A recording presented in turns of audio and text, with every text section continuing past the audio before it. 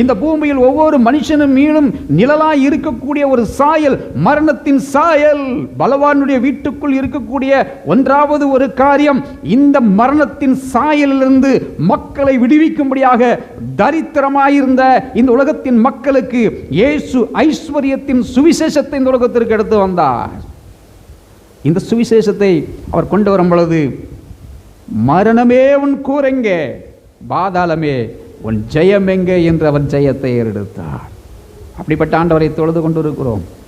பலவானை முந்தி கட்டினால் ஒழிய பலவானுடைய வீட்டுக்குள் நீங்கள் கொள்ளையிட முடியாது.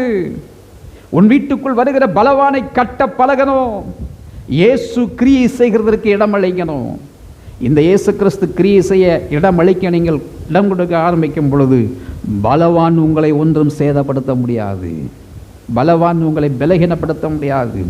பலவான் உங்களை ஜெயிக்க முடியாது. அவர் அழகாய் சொல்லுகிறார், பிசாசை உங்கள் காலின் கீழே நான் மிதிப்பேன் என்று அவர் சொல்லுகிறார். உங்க எல்லா காலின் மேலும் தேவனாகிய ஆண்டவர் பிசாசை மிதித்து போடுவேன் என்று அவர் சொல்லுகிறார். மரணத்தின் அதிகாரியாய் இருக்கக்கூடிய பிசாசை, பலவானாய் இருக்கிற இவனை கட்டுவதற்கு இயேசு இந்த உலகத்திற்குள் வந்தார். பாவம் மிகப்பெரிய பாவத்திற்கு துணிச்சல். பாவம் மனுஷனுடைய தவறை அறியாமல் அவருடைய வாழ்விலே அவசரப்பட்டு எடுக்கக்கூடிய முடிவுகள் பாவத்திற்கு அது மிகப்பெரிய ஒரு வழியாய் அது மாறுகிறது. யோசிக்காமல், சிந்திக்காமல், எதிர்காலத்தை குறித்து அறியாமல் மக்கள் எடுத்துக்கொள்கிற அவசர முடிவுகள் பாவமாய் மாறுகிறது. தேவனுக்கு விரோதமாய் செய்கிற அத்தனை காரியங்களும் பாவம்தான். தேவன் விரும்பாததை செய்கிற அத்தனையும் பாவம். ஆகவே பாவத்திற்கு எதிர்த்து நிற்கிற அந்த ஆவியை தேவன் இந்த உலகத்தில் கொண்டு வர ஆரம்பித்தார். ஏரோதின் ராஜாங்க காலத்தில் யோவான் ஸ்நானகன் என்பவர் ஊழியம் செய்து கொண்டிருந்தார். யோவான் ஸ்நானகனை குறித்து வேதம் சொல்லுகிறது, அவர் இந்த உலகத்தில் மனம் திரும்புங்கள், பரலோக ராஜ்யம் சமீபமாய் இருக்கிறது என்று சுவிசேஷத்தை எங்கிலும் எடுத்து சென்ற ஒரு நல்ல சுவிசேஷகன் உள்ள ஊழியன் எடுத்து சென்றார். ஒரு முறை ஏரோதை சந்தித்தார். ஏரோதை சந்தித்த பொழுது ஏரோது ஒரு தவறு செய்து கொண்டிருந்தார். அவருடைய அண்ணனுடைய சகோதரனுடைய துணைவியாரை தன் மனைவியாக கொண்டிருந்தார். இந்த காரியத்தை குறித்து ஏரோதிடத்தில் யோவான் ஸ்நானகன் போய் சொன்னார், நீர் செய்கிறது தவறு, நீ செய்து விட்டது தவறு, பாவத்திற்கு நீ உடன்படாத, பாவத்திற்கு உன் செவியை நீ சாய்க்காத, இதிலிருந்து நீ விட்டு விலகு என்று யோவான் ஸ்நானகன் சொன்ன பொழுது ஏரோதுக்கு கோபம் வந்து யோவான் ஸ்நானகனை சிறையில் அடைத்து விட்டார்கள். சிறைக்குள் சிறை கைதியாக யோவான் ஸ்நானகன் இருந்து கொண்டிருந்தார். இந்த செய்தி ஏரோதியாளுக்கும் ஏரோது கடத்தினார். இப்படி ஒரு தீர்க்கதரிசி வந்து நம்முடைய குடும்ப வாழ்வை குறித்து சொல்லிக் கொண்டிருக்கிறார். இவரை குறித்து எனக்கு பயமாக இருக்கிறது, ஆனால் அவர் சொல்லுகிறது தான் நடந்து கொண்டிருக்கிறது. அவர் என்னவெல்லாம் சொல்லுகிறாரோ அவருக்கு நான் பயந்திருக்கிறேன், அவர் சொல்லுகிறதை கேட்டால் சரியாக இருக்கிறது என்று அவர் சொல்லுகிறார் ஏரோது. ஒரு நாள் ஏரோதின் ஜென்ம நாள் ஒன்று வந்தது, பிறப்பு நாள், பிறந்த நாள் கொண்டாட்டம் ஒன்று வந்தது. அந்த பிறந்தநாள் கொண்டாட்டம் வந்த பொழுது அந்த கூடுகையில் ஏரோதுக்கும் ஏரோதியாளுக்கும் பிறந்த குமாரத்தி நடனமாடினாள். வந்த கூட்டத்தினருக்கு விருந்தளித்தாள். கண்களுக்கு காட்சியாய் நடனத்தை தந்தாள்.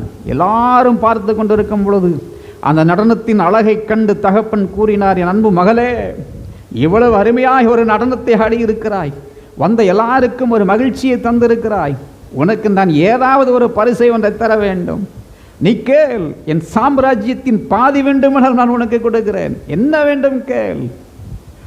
அவர் சற்றும் எதிர்பாராத ஒரு காரியத்தை அந்த சிறுமி செய்தார்.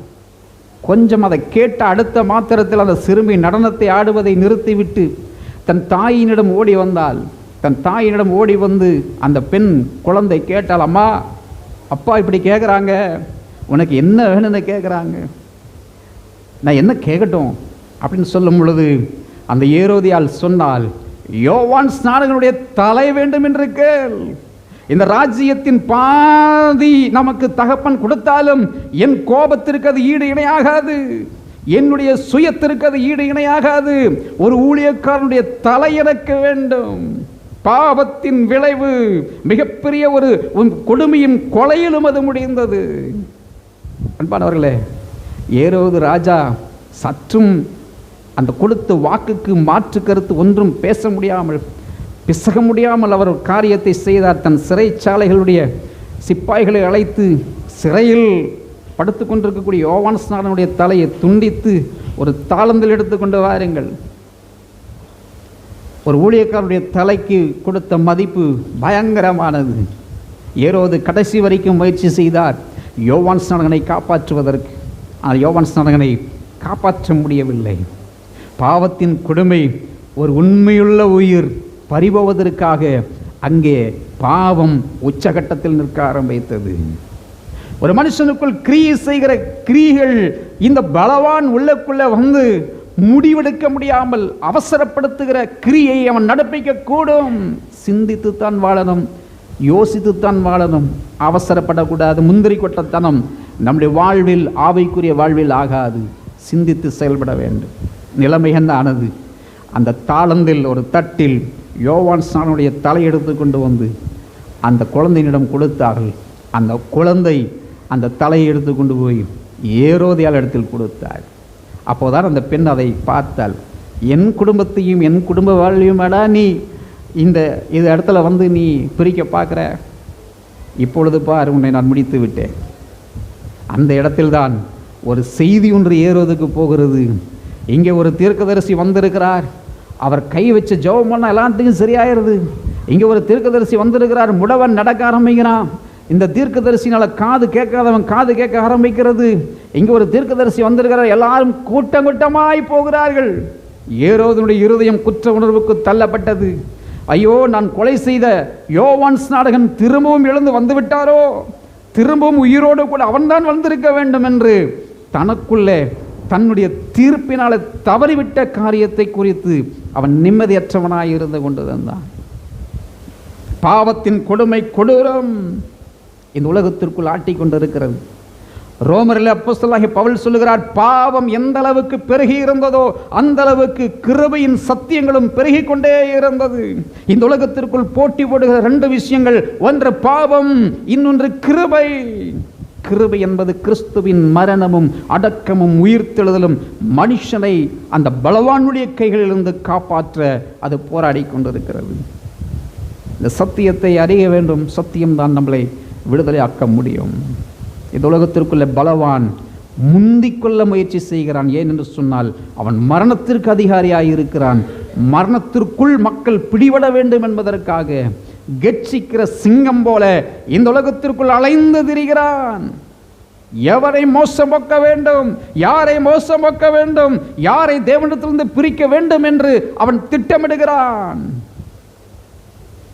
ஏரோதுக்கு நன்றாக தெரியும், அவன் ஏதோமின் சந்ததியின் வழியில் வரக்கூடியவன், ஏசாவின் சந்ததியில் வரக்கூடியவன். அவனுக்கு தெரியும் இந்த உடன்படிக்கையின் சட்டங்கள் எல்லாம் அவனுக்கு நன்றாக தெரியும். ஆகவே அவன் சொன்ன வார்த்தைகளுக்கு அவன் அடங்கினான், பேச முடியாதவனாய் மாறினான். பாவம் கொடுமையின் உச்சம். எசாயா 61 தொடர்ந்து அதை நாம் வாசிப்போம். 1, 2, 3 வசனங்கள் வரைக்கும். என் மேல் இருக்கிறார், சிறுமைப்பட்டவர்களுக்கு சுவிசேஷத்தை அறிவிக்க கர்த்தர் என்னை அபிஷேகம் பண்ணினார். இருதயம் நொறுங்குண்டவர்களுக்கு காயம் கட்டுதலையும் சிறைப்பட்டவர்களுக்கு விடுதலையும் கட்டுண்டவர்களுக்கு கட்டவிழ்த்தலை கூறவும் கர்த்தருடைய அனுக்கிரகத்தின் வருஷத்தையும் நம்முடைய தேவன் நீதியை சரிக்கட்டும் நாளையும் கூறவும் நாளை கூறவும் துயரப்பட்ட அனைவருக்கும் ஆறுதல் செய்யவும் சீயோனிலே துயரப்பட்டவர்களை சீர்படுத்தவும் அவர்களுக்கு சாம்பலுக்கு பதிலாக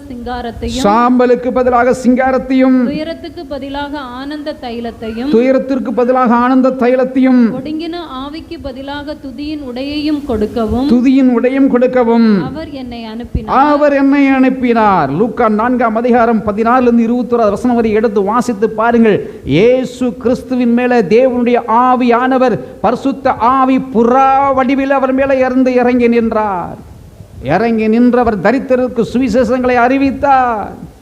இயேசு கிறிஸ்து நடைபயணமாக மேற்கொண்டு எல்லா ஜனங்களுக்கும் இந்த சுவிசேஷத்தை எடுத்துக்கொண்டு போனார். பலவானுடைய கைகளிலிருந்து மக்களை மீட்டெடுப்பதற்காக இயேசு கிறிஸ்து அந்த அபிஷேகத்தோட எங்கிலும் நடந்து சென்று ஜனங்களை சந்தித்தார். ஏன்னா இந்த மரணத்திற்கு அதிகாரியாகிய பிசாசானவனுடைய வல்லமை என்பது அவர் ஒருவரால் மாத்திரம்தான் முறியடிக்க முடியும் என்பதால் தேவனாகிய ஆண்டவர் அவருக்கு அந்த ஆவியின் வல்லமையை கொடுத்திருந்தார். அப்போஸ்தலனாகிய பவுலுடைய காலங்களில் அவருடைய அற்புதங்களை பார்த்து, கைக்குட்டை தூக்கி போட்ட அற்புதம் நடக்குது, உருமால்களை தூக்கி போட்ட அற்புதங்கள் நடக்குது, பவுல் ஜெபிக்கிற ஒவ்வொருவரும் சுகமாகிறான், பவுல் கைகளை வைத்து ஜெபம் பண்ணினால் அந்நிய பாஷை இறங்குகிறது, பவுல் கைகளை வைத்து ஜெபம் பண்ணினால் தீர்க்க தரிசனங்கள் வெளிப்படுகிறது. இதை பார்த்து கொண்டிருந்த சில மந்திரவாதிகள் அதை அப்படியே காப்பி அடித்து கொண்டு போய் ஒரு பிசாசு பிடித்திருந்தவன் மேலே கையை வைத்து ஜெபம் செய்தார்கள். அப்போஸ்தலர் 19ஆம் அதிகாரத்தில் இருக்கிறது, வாசிக்க வேண்டாம் நேரம் இல்லை. அங்கே பார்த்து அந்த மந்திரவாதிகள் போய் என்ன பண்ணுகிறார்கள், அந்த பவுல் பிரசங்கத்ததை போலவே பவுலுடைய ஆண்டவராகிய இயேசு கிறிஸ்துவின் நாமத்தினாலே பொல்லாத பிசாசே நீ இவனை விட்டு விலகுன்னு சொல்லும் பொழுது அந்த பேய்கள் சொல்லிச்சு, நீ என்னை துரத்துகிறதற்கு நீ யாரா? தேவனுடைய ஆவியை பெறாத எந்த மனுஷனும் இந்த ஆவிகளை துரத்த முடியாது. பரிசேயர்கள் சதிசேயர்கள் இயேசு கிறிஸ்துவை குற்றப்படுத்தினார்கள். இவன் பெயல்செபூலின் ஆவியினாலே இந்த பிசாசுகளை துரத்துகிறான் என்று சொல்லும் பொழுது அவர் சொன்னார், அந்த ஒரே ராஜ்யத்துக்குரியவர்கள் ஒரே ராஜ்யத்திற்குரிய காரியத்தை எதிர்ப்பா யாரும் செய்ய மாட்டார்கள். அது பிரிந்தால் பாழாய் போகும். தேவனுடைய ஆவியை பெற்ற மக்களால் தான் இந்த பலமுள்ள ஆவிகளை கட்ட முடியும். மந்திரவாதிகள் கட்ட நினைத்தார்கள். கடைசியில் நிலைமைகள் என்னானது வாசித்துருவோமே. அப்போஸ்தலர் 19ஆம் அதிகாரம். என்னும் ஒரு யூதனுடைய குமாரர் 7 பேர் இப்படி செய்தார்கள். பொல்லாத ஆவி அவர்களை நோக்கி, இயேசுவை அறிவேன், இயேசுவை அறிவேன், பவுலையும் அறிவேன், நீங்கள் யார் என்று சொல்லி பொல்லாத ஆவியுடைய மனுஷன் அவர்கள் மேல் பாய்ந்து பலாத்காரம் பண்ணி அவர்களை மேற்கொள்ள அவர்கள் நிர்வாணிகளும் காயப்பட்டவர்களுமாகி அந்த வீட்டை விட்டு ஓடி போனார்கள். பிசாசு தங்குகிற வீடு சாதாரணமானது இல்லை. அப்படியே சரீரத்தை ஆளுகை செய்வதற்கு தேவனுடைய கரங்களில் ஒப்பு கொடுக்க வேண்டும். ஆளுகை செய்கிற ஆவியுடைய கரங்களில் ஒப்பு கொடுக்க வேண்டும்.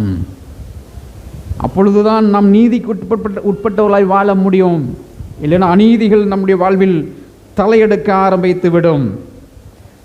இந்த பலவானுடைய கைகள் இருக்கக்கூடிய 4வது காரியம், முதல் சொன்னேன், ஒன்று மரணம், இன்னொன்று பாவம், இன்னொன்று அக்கிரமம், 4வது காயப்படுத்துதல்.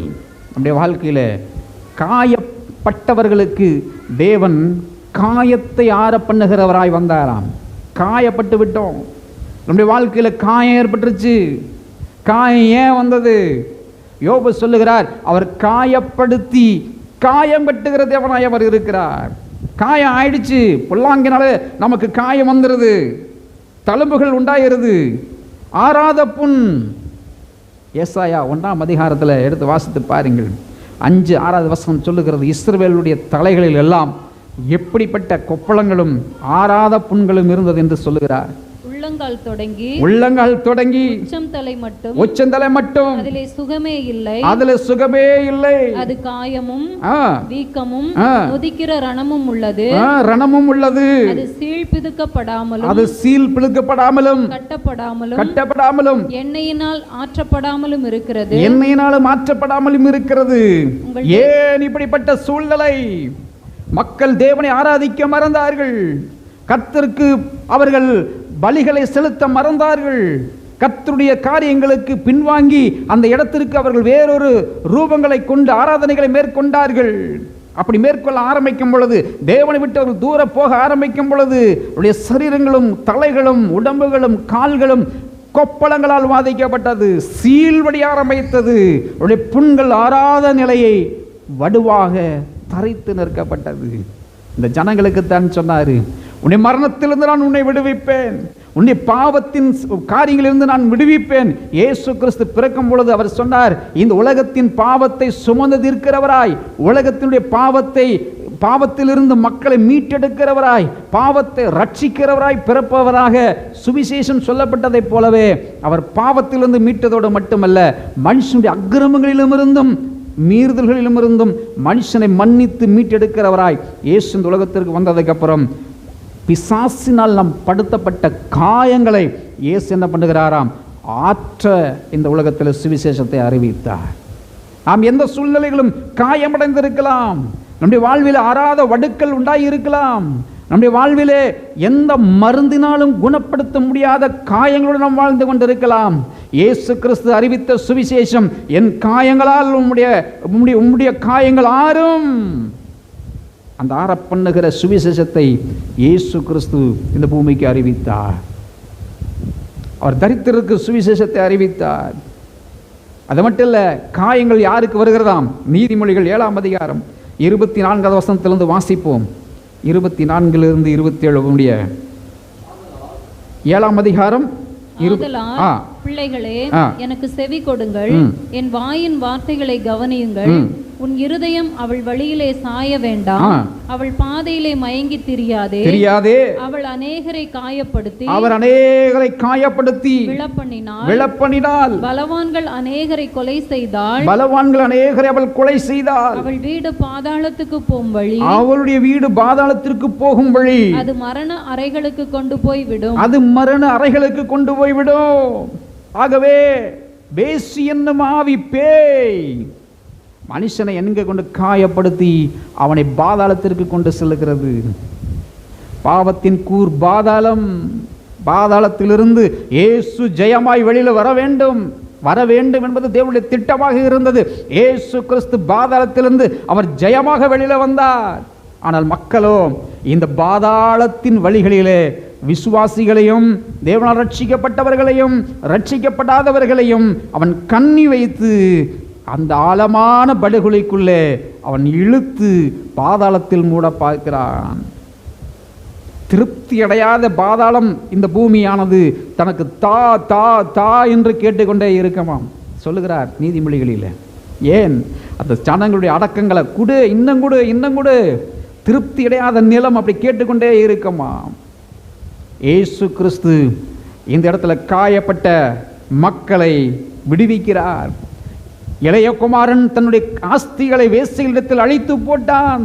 அவனுடைய துஷ்டத்தனமான வாழ்க்கையில் அவன் மேற்கொண்டிருக்கும் பொழுது தேவனுடைய சுவிசேஷத்தின் ஆசீர்வாதம் அவனுடைய வாழ்வில் இறங்கின பொழுதோ அவனுடைய வாழ்வு அந்த வேசிகளால் வரக்கூடிய பாதாளத்தின் வாழ்விலிருந்து விடுவிக்கத்தக்கதாக அவனுடைய புத்தியை தேவன் தெளிய பண்ணினார்.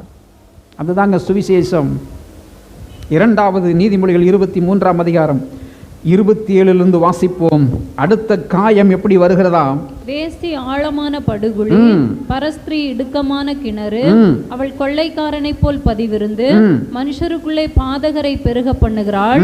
ஐயோ, யாருக்கு வேதனை, யாருக்கு துக்கம், யாருக்கு சண்டைகள், யாருக்கு புலம்பல், யாருக்கு காரணமில்லாத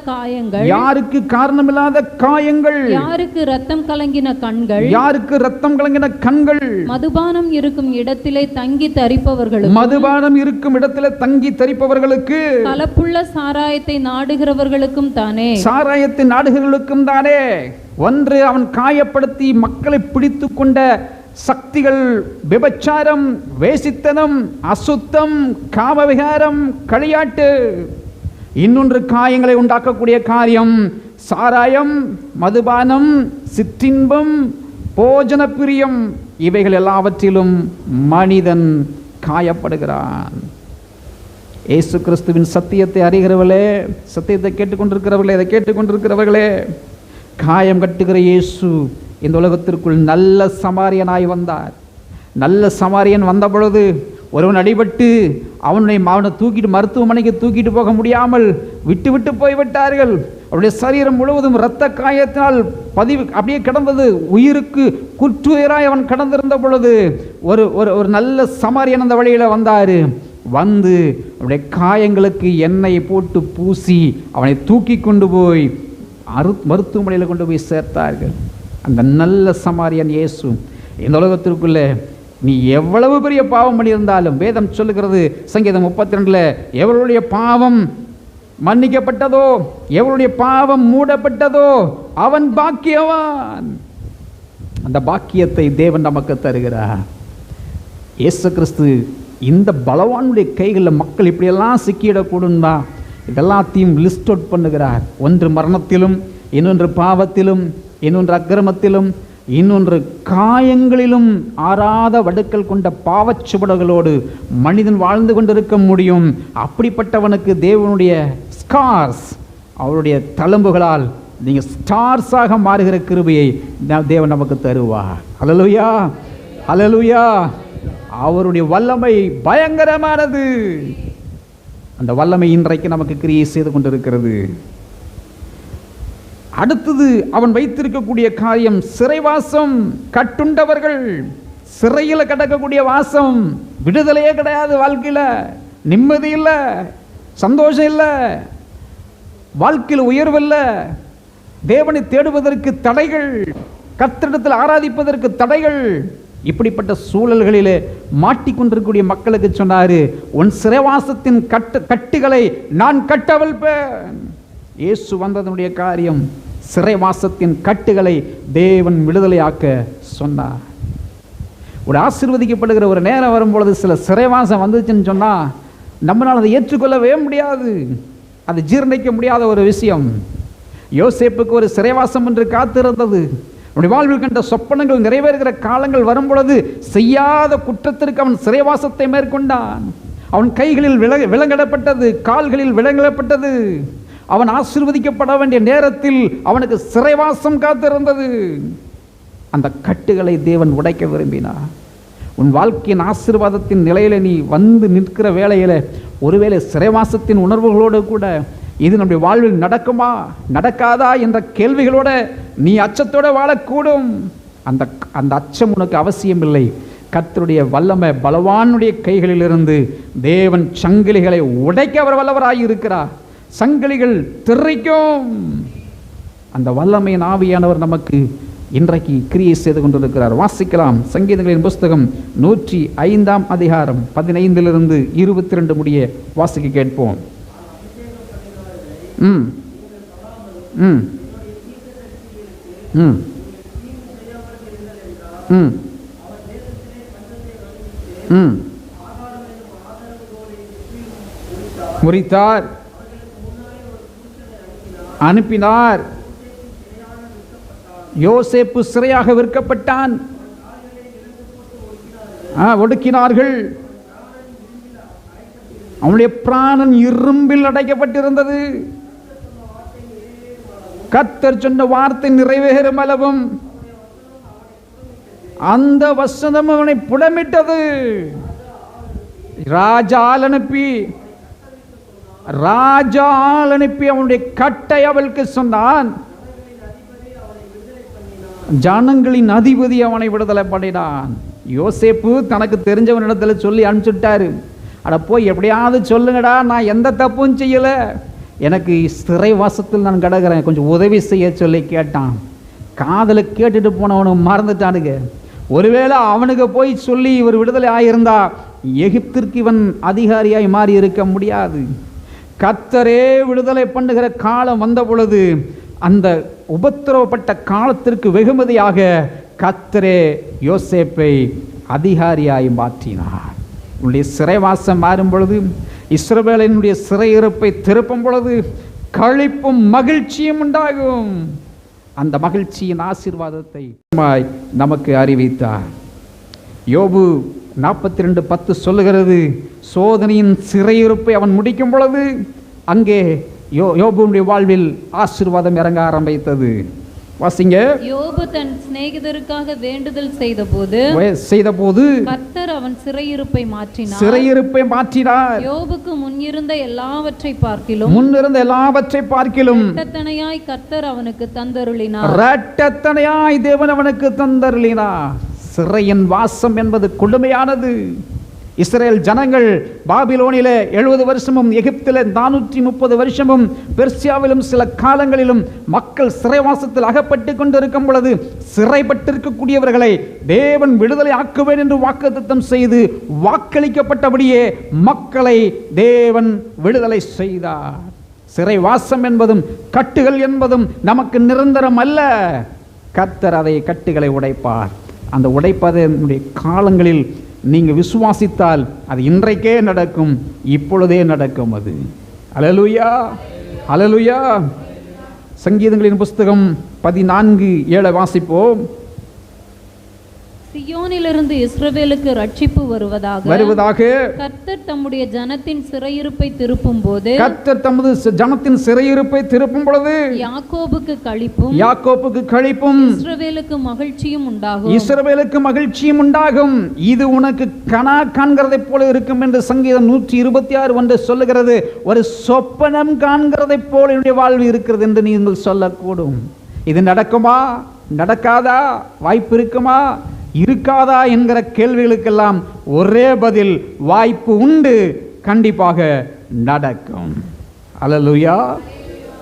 சிறைவாசம் என்பது இன்னும் அடுத்தது எதை குறிக்கிறதாம்? சரீரத்தின் அங்கவீனங்களை குறிக்கிறது. கண்ணில்லாதவர்கள், காதில்லாதவர்கள், முடவர்கள், நடக்க முடியாதவர்கள், சரீர உள் உறுப்புகளின் தாக்கத்தில் மாட்டிக்கொண்டவர்கள், வியாதியின் கொடுமையில் உச்சகட்டத்தில் வாழ்வா சாவா என்று தினந்தோறும் எண்ணிக்கொண்டிருந்தவர்களுக்கு இயேசு கிறிஸ்துவின் சுவிசேஷம் உள்ளே போனது. கட்டப்பட்டிருக்கக்கூடிய ஜனங்கள், வியாதியினால் கட்டப்பட்டிருக்கக்கூடிய ஜனங்கள், அசுத்தத்தினால் கட்டப்பட்டிருக்கக்கூடிய ஜனங்களுக்கு இயேசு கிறிஸ்துவின் சுவிசேஷம் உள்ளே போனது. தேவனுடைய ஆவியானவர் என் மேல் தங்கி இருக்கிறார். தரித்திரருக்கு சுவிசேஷத்தை அறிவிக்கவும், சிறைப்பட்டவர்களை விடுவிக்கவும் இந்த அனுகிரகத்தினால் வருஷங்கள் எனக்கு கொடுக்கப்பட்டிருக்கிறது என்று இயேசு கிறிஸ்து சொன்னார். சிறைவாசத்திற்குள் அவநம்பிக்கையோடு நாம் வாழக்கூடும். அவநம்பிக்கையை தூக்கி தூர போடுங்க, நம்பிக்கையோடு இருங்கள். உங்கள் நம்பிக்கைக்கு பலன் உண்டாகும் என்று தேவனுடைய ஆவியானவர் வாக்குத்தத்தம் செய்கிறார். அல்லேலூயா. ஆகவே பொல்லாங்கனுக்குள் நமக்கு இருந்து தேவன் விடுவிக்கிற ஒரு காரியம் சிறைவாசம். முதலாவது மீண்டும் சொல்லுகிறேன், மரணத்திலிருந்து தேவன் நமக்கு உயிர்த்தெழுதலை தந்திருக்கிறார். பாவத்தின் சம்பளத்திலிருந்து நமக்கு கிருபையை தந்திருக்கிறார். அந்த கிருபையின் வாழ்வு நாம் திரும்பவும் நித்திய ஜீவனுக்குரியவர்களாக நாம் வாழ ஆரம்பிக்கிறோம். நம்முடைய அக்கிரமங்கள் எல்லாம் மன்னிக்கப்பட்டிருக்கிறது. அக்கிரமம் 3ஆம் 4ஆம் தலைமுறை மட்டும் விசாரிக்கிற தண்டனையிலிருந்து நம்முடைய சந்ததிகளை விடுவிக்கத்தக்கதாக இயேசுவின் ரத்தம் நமக்காக கொடுக்கப்பட்டு பரிகாரமாய் கொடுக்கப்பட்டு இருக்கிறது. நாம் செய்துவிட்ட அநியாயங்கள், அக்கிரமங்கள், மீறுதல்கள் முழுவதும் நம் பின் சந்ததிகளை தொடராதபடிக்கு, தலைமுறைகளை தொடாதபடிக்கு இயேசுவின் ரத்தம் நமக்கு பரிகாரமாய் கொடுக்கப்பட்டது. 4வது காரியம், மக்கள் இந்த உலகத்திற்குள்ள காயங்களால், பொல்லாத ஆவிகளால், இந்த பிரபஞ்சத்தின் அதிபதிகளால் கொடுக்கப்படுகிற அற்ப ஆசைகளுக்காக மாட்டிக்கொண்டவர்களை விடுதலை ஆக்கக்கூடிய இயேசுவின் வல்லமையான காயங்கள், அந்த தழும்புகள் மக்களுடைய அநீதிகளையும் பாவங்களையும் மன்னித்து நோய்கள் எல்லாம் சுகமாக்கி, எல்லாம் அந்த அதுக்கு எண்ணெய் பூசி முற்றிலுமாக சுகத்தை கொடுத்தது. 5வது காரியம், சிறைவாழ்வு. சிறைவாழ்வு மாறும், சீர்வாழ்வு நமக்கு தோணும் என்கிற வார்த்தையின் ஆசீர்வாதத்தை இந்த சுவிசேஷம் நமக்கு தந்தது. இத்தனையும் பலவான் கைகளில் இருக்கக்கூடிய அம்புகள். இந்த அம்புகளை எடுத்துத்தான் ஒவ்வொருவரையும் ஆயுதமாய் பயன்படுத்துகிறான். இந்த அம்புகளை எடுத்துத்தான் ஒவ்வொருடைய நெஞ்சை பிளக்கிறான். ஒவ்வொருவருக்குள்ளும் ஊடுருவி பாய நினைக்கிறான். கர்த்தருடைய வசனமோ அதை தடுத்து நிறுத்தி நம்மை பாதுகாக்கிறது. ஆகவே சிறைவாசத்திலிருந்து தேவன் நம்மை விடுவிக்கிறார். ஆமோஸ் 9ஆம் அதிகாரம் 14வது வசனத்தை வாசிப்போம். செப்பனியா 2:7 2 வசனங்களை வாசித்து அடுத்த தலைப்புக்குள் நாம் செல்லுவோம். என் ஜனமாகி இஸ்ரவேலின் சிறையிருப்பை திருப்புவேன், பாலான நகரங்களை கட்டி அவைகளில் குடியிருந்து திராட்சை தோட்டங்களை நாட்டி அந்த பலரசத்தை குடித்து தோட்டங்களை உண்டாக்கி அந்த திரும்பவும் கனிகளை புசிக்கிற ஆசீர்வாதம். இந்த ஆசீர்வாதத்தை அண்டர்லைன் பண்ணி வச்சுக்கங்க. நான் அந்த திராட்சை தோட்டத்தின் கனிகளை நான் புசிப்பேன். சிறைவாசம் முடியும் பொழுது தேவன் கொடுக்கிறார். ஜீவ விருட்சத்தின் கனியின் மீது மக்களுக்கு அதிகாரத்தை கொடுக்கிறார். எந்த கனியை சாப்பிட சொல்லி தேவன் ஆதாமுக்கு ஏவாளுக்கும் சொன்னாங்களோ அந்த கனியை திரும்ப தேவன் தருகிறார். அது ஜீவ விருட்சத்தின் கனி.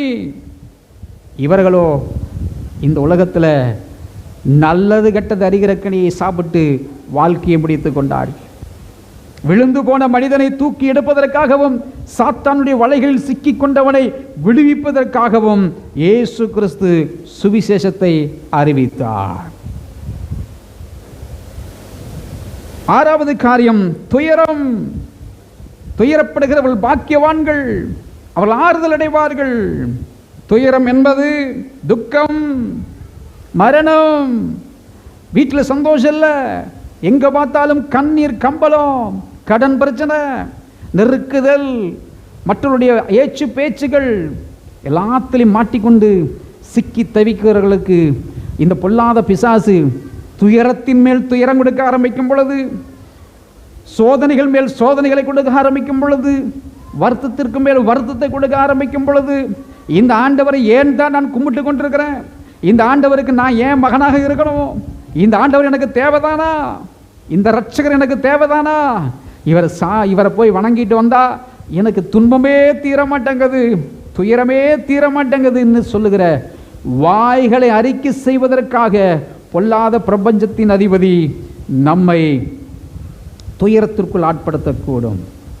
தேவன் பலவானுடைய கைகளிலிருந்து விடுவிக்க, பலவானுடைய சொற்களிலிருந்து உங்களை விடுவிக்க, அலட்சியமான ஆராதனைகளிலிருந்து உங்களை விடுவிக்க அவர் சொன்ன ஒரு வார்த்தை, துயரத்திலிருந்து நான் உன்னை தூக்கி எடுப்பேன், துயரத்திலிருந்து நான் உன்னை தூக்கி எடுப்பேன், துன்பத்திலிருந்து நான் உன்னை தூக்கி எடுப்பேன், நஷ்டங்களிலிருந்து நான் உன்னை தூக்கி எடுப்பேன்.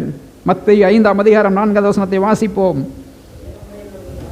துயரமடைகிறவர்கள் பாக்கியவான்கள், அவள் ஆறுதல் அடைவார்கள். 9:15 மத்தேயு 9:15. இயேசு மணவாளன் தங்களோடு இருக்கையில், மணவாளனுடைய தோழர் துயரப்படுவார்களா, மணவாளனுடைய தோழர்கள் துயரப்படுவார்களா, மணவாளன் அவர்களை விட்டு எடுபடும் நாட்கள் வரும், அப்பொழுது உபவாசிப்பார்கள், அப்பொழுது அவர்கள் துயரப்படுவார்கள். இயேசு கிறிஸ்துவோடு கூட இருக்கும் பொழுது உனக்கு துயரமும் இல்லை, துன்பமும் இல்லை, துக்கமும் இல்லை, அலறுதலும் இல்லை, அழுகையும் இல்லை, அழுகையின் பள்ளத்தாக்குகளும் இல்லை. உன் வீடுகளில் களிப்பும் மகிழ்ச்சியும் உண்டாகும். இது இயேசு கிறிஸ்து நமக்கு கொடுத்த வார்த்தை. அல்லேலூயா, அல்லேலூயா. இந்த துயரத்திற்கு பதிலாக அவர் கொடுக்கிற தைலம் ஆனந்த தைலம். அல்லேலூயா. துயரத்திற்கு ஆப்போசிட்டான ஒரு வார்த்தை என்னன்னு சொன்னா சந்தோஷம். ஷேடுக்கு ஸ்ட்ரைட் ஆப்போசிட்டான வார்த்தை என்ன? ஹாப்பி, சந்தோஷம். ஆனந்த தைலத்தினால் அபிஷேகம் பண்ணுகிறார். இந்த ஆனந்த தைலத்தின் சந்தோஷம் ஒரு வாழ்வில் வந்துவிட்டால், சங்கீதம் 16:1 வாசிப்போம். சங்கீதம் 16:11.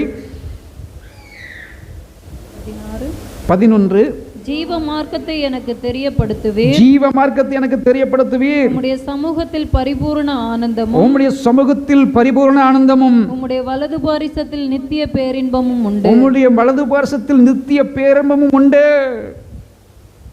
துயரம் ஒரு மனுஷனை பாதாளத்திற்கு நேராய் தள்ளும். ஏன் சோகமா இருக்கிற, ஏன் ஒரு மாதிரியா இருக்கிற? சில பேர் கண்ணத்து மேல கையை வச்சு உட்காந்தாங்கன்னா உட்கார்ந்துக்கிட்டே இருப்பாங்க, சந்தோஷமே இருக்காது. சோகம், துக்கம், சிந்தனை மேல சிந்தனை நம் ஆரோக்கியத்தை ஒடுக்குகிறது, நம்முடைய சமாதானத்தை அது மாற்றுகிறது, சந்தோஷத்தை மாற்றி போடுகிறது.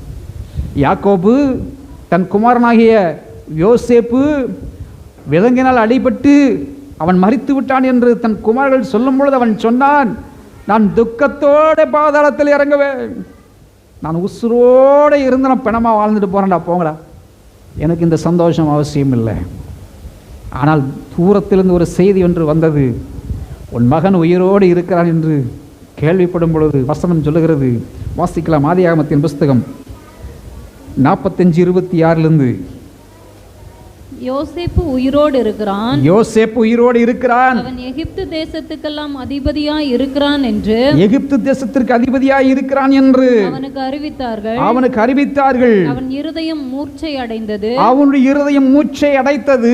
அவன் அவர்களை நம்பவில்லை. அவனை நம்பவில்லை. அவர்கள் யோசேப்பு தங்களுடனே சொன்ன வார்த்தைகள் யாவையும் அவனுக்கு சொன்னபோதும் தன்னை ஏற்றிக்கொண்டு போகும்படி யோசேப்பு அனுப்பின வண்டிகளை அவன் கண்டபோதும் அவர்களுடைய தகப்பனாகிய யாக்கோபின் ஆவி உயிர்த்தது. அவனுடைய தகப்பனுடைய யாக்கோபுடைய ஆவி உயர்த்தது, திரும்பவும் உயிர் பெற்றுக் கொண்டது. தேவன் ஆனந்த தைலத்தை கொடுக்கும் பொழுது, ஆனந்த சந்தோஷத்தை கொடுக்கும் பொழுது, துயரத்திற்கு பதில் நம்முடைய ஆவி திரும்ப உயர்த்து விடுகிறது. சத்தியத்தை கவனிச்சுட்டு இருக்கீங்களா அன்பானவர்களே? நம்முடைய வாழ்க்கையில் தேவன் துயரத்திற்கு பதிலாக, சாம்பலுக்கு பதிலாக தேவன் ஆனந்த தைலத்தை கொடுக்க ஆசீர்வதிக்க விரும்புகிறார். சங்கீதங்களின் புஸ்தகம் 32:11 வசனத்தை வாசிப்போம்.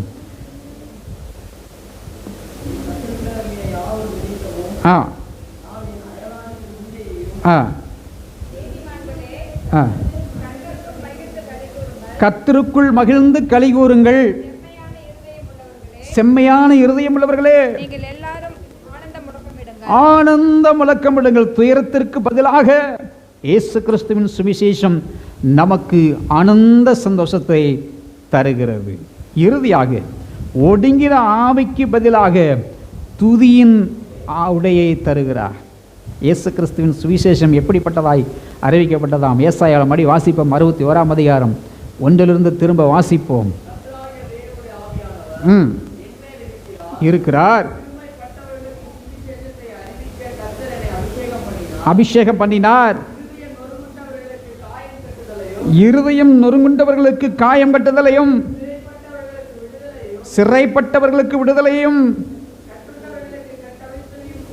கட்டுண்டவர்களுக்கு கட்டவிழ்த்தலை கூறவும், கர்த்தருடைய அனுகிரகத்தின் வருஷத்தை நம்முடைய தேவன் கூறவும், ஆறுதல் செய்யவும், சியோனிலே துயரப்பட்ட அனைவரையும் சீர்படுத்தவும், சாம்பலுக்கு பதிலாக சிங்காரத்தையும், துயரத்திற்கு பதிலாக ஆனந்த தைலத்தையும், ஒடுங்கின ஆவிக்கு பதிலாக துதியின் உடையை கொடுக்கவும் அவர் என்னை அனுப்பினார். சிங்காரிக்கப்பட்ட ஒரு வாழ்க்கை, மனவாட்டியை சிங்காரிக்கிறாராம், அலங்கரிக்கிறாராம். சிங்காரம் என்பது பியூட்டின்னு ஆங்கிலத்தில் வேலை சொல்லுகிறார்கள். அழகுப்படுத்தப்பட்ட மனவாட்டியாய் மாற்றப்படுகிறோம். சாம்பலுக்கு பதிலாக, இந்த உலகத்தில் சாம்பல், மண்ணுக்கு மண், புழுதிக்கு புழுதி, சாம்பலுக்கு சாம்பலாக இருந்த நம்முடைய வாழ்க்கையை தேவன் எப்படி மாற்றுகிறாராம்? சிங்காரமாய் மாற்றினார். அவருடைய சுவிசேஷம் எப்படி மாற்றியிருக்கிறது என்பதை கவனிங்கள் அன்பானவர்களே. சிங்காரத்துக்கு அழகுபடுத்தப்பட்ட மனவாட்டியாக இந்த ஒடுங்கின ஆவிக்கு பதிலாக துதியின் உடையை கொடுக்கிற காரியம் கடைசியாய் இயேசுவின் 2ஆம் வருகையில் நடக்கிற காரியம். அது கடற்கரை மணலைப் போல மக்கள் நின்று கொண்டிருந்தார்கள். அந்த காட்சியை கண்ட யோவான் கேட்கிறார், இங்கே நின்று கொண்டிருக்கக்கூடிய இத்தனை ஜனங்கள் யார்? அவருடைய கைகளிலே குருத்தோலைகளை பிடித்து கொண்டு வெண்வஸ்திரம் அணிந்து கொண்டு நின்று கொண்டிருக்கிறார்களே, இவர்கள் எல்லாரும் சாட்சியின் வசனத்தை காத்து கொண்டவர்கள். இந்த வசனம், சாட்சியின் வசனத்தை காத்து கொண்டவர்கள் கடற்கரை மணலாய் நின்று கொண்டிருக்கிறார்கள். அவர்களுக்கு ஒடுங்கின ஆவிக்கு பதிலாக துதியின் ஆடை கொடுக்கப்பட்டது. பரலோகத்தில் 24 மணி நேரமும் அவர் கர்த்தர், அவர் நல்லவர், அவருடைய கிருபை என்றும் உள்ளது என்று சொல்லப்படுகிற அந்த ஆவி அவர்கள் தரித்திருந்தார்கள். ஒடுங்கின ஆவி என்பது அது ஒடுங்கி போயிற்று. அவனுக்கு கொடுத்த ஆவி மரணத்தை நோக்கி கடந்து போயிற்று. நித்திய வாழ்வை அது இழந்து போனது. அந்த ஆவிக்கு தேவன் திரும்ப ஜீவன் கொடுக்கும்படியாக வந்த அந்த ஆவிதான் தீபமாக ஒரு மனுஷனுக்கு கொடுக்கப்பட்டது. அந்த ஆவியை தரித்திருந்த மக்கள் தங்களுடைய கைகளில் குருத்தோலைகளை பிடித்து கொண்டு கர்த்தருக்கு ஓசன்னா பாடி கொண்டிருந்தார்களாம் பரலோகத்தில். இது கடைசியாய் 2ஆம் வருகையில் நடக்கக்கூடிய காரியங்கள். 2ஆம் வருகைக்கு ஆயத்தப்படுத்துகிற சுவிசேஷத்தை தான் இயேசு கிறிஸ்து இந்த தரித்திரருக்கு இந்த சுவிசேஷங்களை கொண்டு வந்து வியாதியினாலும் கஷ்டங்களினாலும் பொல்லாத பிரபஞ்சத்தின் அந்தகார லோகாதிபதிகளோடு மாட்டிக்கொண்ட எல்லா பேய்களால் அலக்களிக்கப்படுகிற அத்தனை ரோகங்களுக்கு மக்களை விடுவித்து திரும்பவும் ஜீவனை கொடுத்து ரட்சிப்பை கொடுத்து கிருபையில தூக்கி எடுத்து அவர்களுக்கு சாம்பலுக்கு பதிலாக சிங்காரத்தை தரிப்பித்து கைகளிலே துதியின் ஆசீர்வாதங்களை கொடுத்தார். இது நடக்க போகிற தீர்க்க தரிசனம். ஏசாயா 35ஆம் அதிகாரம் 1-10 வசனங்கள் முடிய நீங்கள் வீட்டில் போய் வாசித்துக் கொள்ளுங்கள். அங்கே கர்த்தர் மறுரூபமாக்கப்படுகிற துதியின் சத்தத்தை அங்கே பேசுகிறார். ஒரு 2-3 வசனங்களை வாசிங்க, அடுத்து நம்ம போயிடுவோம். வனாந்தரமும் வறண்ட நிலமும் மகிழ்ந்து, வனாந்தரமும் வறண்ட நிலமும் மகிழ்ந்து, கடுவெளி கழித்து, கடுவெளியில் கழித்து, புஷ்பத்தை போல செழிக்கும், புஷ்பத்தை போல செழிக்கும், அது மிகுதியாய் செழித்து பூரித்து, அது மிகுதியாய் செழித்து பூரித்து, ஆனந்த களிப்புடன் பாடும், ஆனந்த களிப்புடன் இந்த மக்கள் பாடுவார்கள். லீபனோனின் மகிமையும், லீபனோனின் மகிமையும், கர்மேல் சாரோன் என்பவர்களின் அலங்காரமும் அதற்கு அளிக்கப்படும். அவர்கள் கர்த்தருடைய மகிமையையும் நமது தேவனுடைய மகத்துவத்தையும் காண்பார்கள். தேவனுடைய மகத்துவத்தையும் அவர்கள் காண்பார்கள். கடுவெளி, வறண்டு கிடக்கிற நிலம் எல்லாம் பசுமைகளாய் மாறும். ஆண்டவர் சொன்னார், புதிய வானத்தையும் புதிய பூமியும் உண்டாக்குவேன் என்பது. இந்த உலகம் மறுரூபமாக்கப்படும், சூழ்நிலைகள் மாறும். தாவீதின் வம்சத்தில் வந்த இயேசு கிறிஸ்து ராஜாவாய் வீற்றிருக்கிற காலங்கள் வரும். அப்பொழுது ஒரே ராஜாவாய் வீற்றிருப்பார். அப்படி வீற்றிருக்கும் பொழுது இப்படி சாட்சியின் வசனத்தை காத்து கொண்டவர்கள் எல்லாம் துதியின் ஆடை அணிந்து கொண்டு அவருக்கு முன்பதாய் நிற்பார்கள். வெளிப்படுத்தல் 7ஆம் அதிகாரம் 9வது வசனத்திலிருந்து எடுத்து வாசித்து பாருங்கள். அங்கே நிற்கிற ஜனங்களை குறித்து அங்கே எழுதப்பட்டு இருக்கிறது.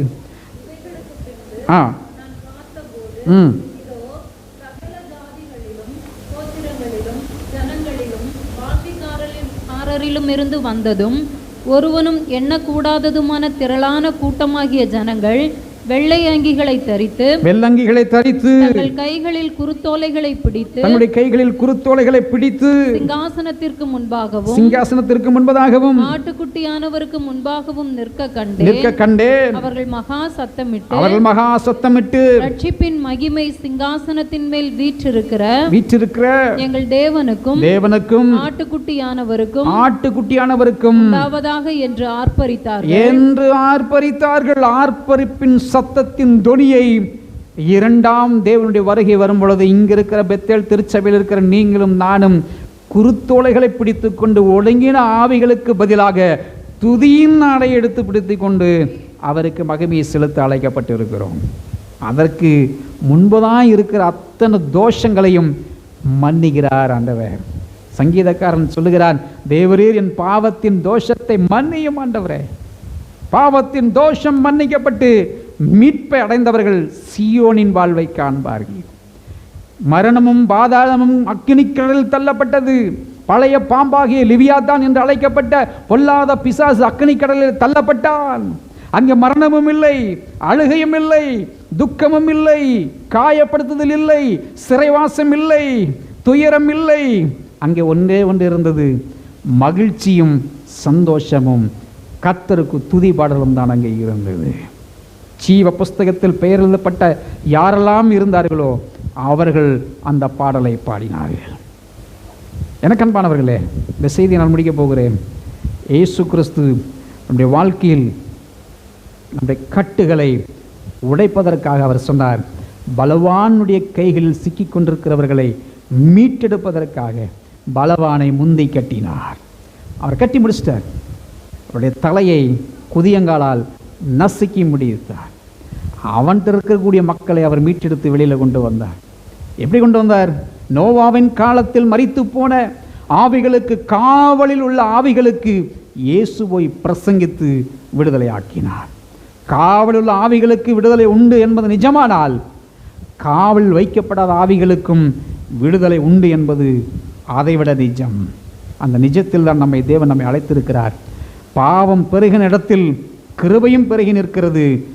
பெருக பெருக கிருபையும் பெறுகிறது. இது உச்சம் அடைந்தாலும் இது உச்சம் அடைகிறது. இறுதியில் வெல்லப்போகிறது தேவனுடைய கிருபையே. அந்த கிருபையில் வளர்க்கப்பட்ட நாம், ஆசீர்வதிக்கப்பட்ட நாம், கட்டிகளிலிருந்து விடுதலையாக்கப்பட்டவர்களாக, துயரத்திலிருந்து விடுதலையாக்கப்பட்டவர்களாக, பிரச்சனைகளிலிருந்து விடுதலையாக்கப்பட்டவர்களாக, பாவ மன்னிப்பை பெற்றவர்களாக, திரும்பவும் ஆவியை புதுப்பிக்கப்பட்டவர்களாக வாழ தேவன் நம்மை அழைத்திருக்கிறார். இந்த விடுதலையோடு நாம் எழுந்து நிற்போமா தேவ சமூகத்திற்கு முன்பதாக? கர்த்தருடைய ஆவியானவர் மீட்பர். வெளிப்படுத்தல் 22ஆம் அதிகாரம் 12வது வசனத்திலிருந்து எடுத்து வாசித்து பாருங்கள். அங்கே ஜீவ விருட்சத்தின் கனியை நமக்கு தருகிறார். அந்த கனியை புசித்தவர்களுக்கு பசி இல்லை. அங்கே எந்த ஒரு துன்பமும் துயரமும் அங்கே இல்லை. இந்த ஆசீர்வாதம் தான் ஒடுங்கின ஆவிகளுக்கு பதிலாக துதியின் ஆவியாய் நமக்கு தருகிறார். ஹல்லேலூயா. நன்றியோடு துதிக்கிறோம் ஆண்டவர், துதிக்கிறோம், ஸ்தோத்தரிக்கிறோம், வாழ்த்துகிறோம், மகிமைப்படுத்துகிறோம். இந்த செய்தியை கேட்டுக்கொண்டிருக்கிற யாராவதுடைய வாழ்க்கையில் ஆண்டவர் அற்புதம் செய்ய வல்லவராய் இருக்கிறார். விசுவாசிக்கிறவர்களுக்கு நடக்கும் அடையாளங்களில் இவைகளில் ஒன்று, நீங்கள் எதை விசுவாசிக்கிறீர்களோ அந்த விசுவாசத்தின்படியே கர்த்தர் உங்களை கட்டுகளை இன்றைக்கு அறுத்து விடுவிக்க அவர் வல்லவராய் இருக்கிறார். மரணத்திலிருந்து, பாவத்திலிருந்து, அக்கிரமத்திலிருந்து, காயங்களிலிருந்து, சிறைவாசத்திலிருந்து, துயரத்திலிருந்து, ஒடுங்கினவுடைய வாழ்விலிருந்து ஒரு புதிய வாழ்வை தேவன் தந்து ஆசீர்வதிக்க விரும்புகிறார். இயேசு கிறிஸ்து அன்றைக்கு செய்ததைப் போலவே இன்றைக்கு நமக்குள் செய்ய வல்லவராய் இருக்கிறார். இன்றைக்கு நமக்கு விடுதலை உண்டு மகனே. இன்றைக்கு நமக்கு சிறைவாசம் முடிய போகிறது. சிறைவாசம் உனக்கு வாழ்வில் இல்லை. கர்த்தரே யோசேப்பை ஆசீர்வதித்து உயர்த்தினதைப் போல இன்றைக்கு நம்மையும் அவர் உயர்த்தி ஆசீர்வதிக்க வல்லவராக இருக்கிறார். தரித்திரருக்கு பிரசங்கத்தை சுவிசேஷமாய் தேவன் அறிவித்தார். நாம் அறிவிக்க பிறந்திருக்கிறோம், அனுபவிக்கவும் பிறந்திருக்கிறோம். நீங்கள் அறிவியுங்கள், தேவனுடைய ஆசீர்வாதத்தை அனுபவிப்பீர்கள். தேவனுடைய ஆசீர்வாதத்தை மாத்திரம் அனுபவிச்சுட்டு நிற்காதீங்க. அறிவியுங்கள், அறிவியுங்கள், அறிவியுங்கள்.